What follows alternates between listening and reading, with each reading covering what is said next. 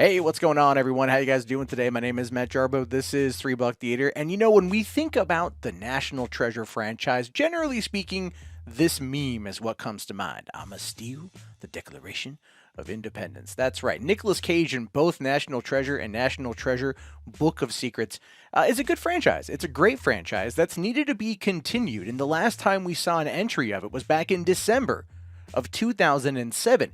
And there's been a couple pieces of information moving forward on it over the years, like going back to 2008, just about 10 months or so after the release of Book of Shadows. We find out here that National Treasure 3 is confirmed. Again, this is in 2008, so just about 11 and a half years ago.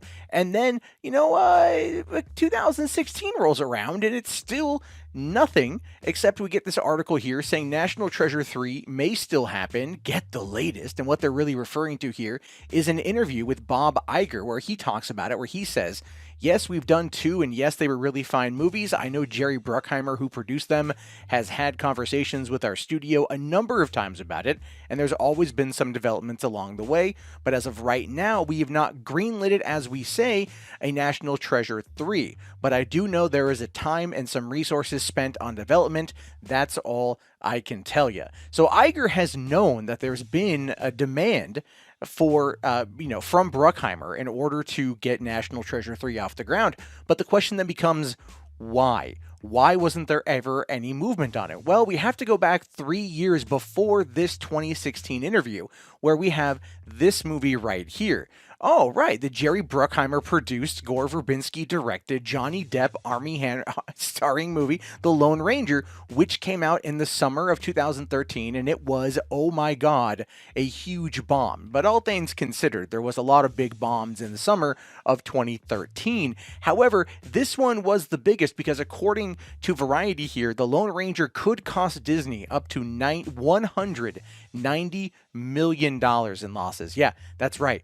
$190 million. Look at this here. Iger says, we still believe in a tentpole strategy. A tentpole strategy is a good strategy. This is also a couple years before Star Wars. So you can see now that Bob Iger's entire tentpole strategy might be a little bit different. So then that begs a question. Why are we today talking about National Treasure? Well, because there's been a couple developments on it and there's been, some movement. And one of the reasons why I think it's happening now has a lot to do with Bruckheimer's latest production, which is Bad Boys for Life. It came out in January of this year, and it went on to gross more than $400 million at the worldwide box office. It was a massive hit for not only Sony, but Jerry Bruckheimer himself, who is now kind of seeing himself back on top and being talked to in regards to getting some of these other projects off the ground. So this came in from a Collider interview with Jerry Bruckheimer just the other day, where he says here that we are certainly working on one National Treasure for streaming, and we're working on one for the big screen.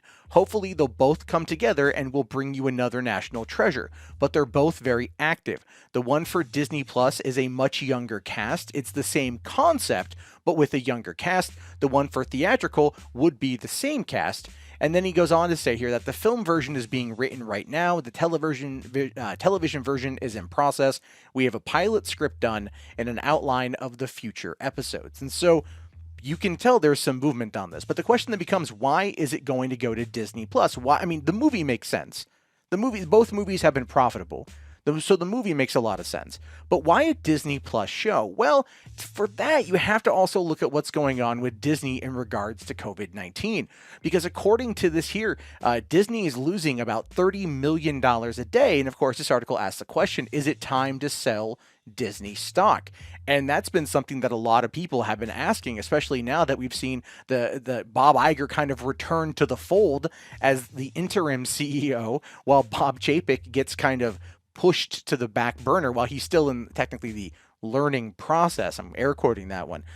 We can tell that Iger is going to be coming back up and Chapek's going to be the fall guy if it all goes to crap. But they do know that Disney Plus, with its 55 million paying subscribers, is going to be where the bulk majority of their financial gain right now is going to come from until the parks all reopen. So they want to build that up and keep people coming back because they're nipping at Netflix right now. They're really, really nipping at Netflix. So when it comes to National Treasure, when it comes to National Treasure 3, when it comes to continuing this franchise, we can see that Disney Plus is going to be a large element of where things go, and it just seems to make the most amount of sense.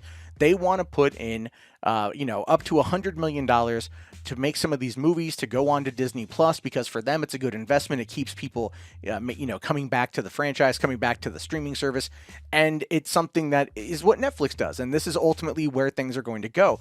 Would National Treasure do as well as a third entry theatrically in today's climate? The answer to that is probably no. I would say no. The movies, while profitable, were not insanely profitable. The budget of the original was about 90 million, only pulled in about 347 million worldwide. The sequel had about, I think, $130 million budget and only did about 467 worldwide. Those are low numbers for the budget by today's standards. Back in the early 2000s, it was a different story, but now this is a bit of a different situation entirely. So putting in $90 million in order to do a National Treasure TV series or do a National Treasure movie for Disney Plus, or have them all kind of tie together as maybe a National Treasure cinematic universe, to me just feels like what they're going to be working on.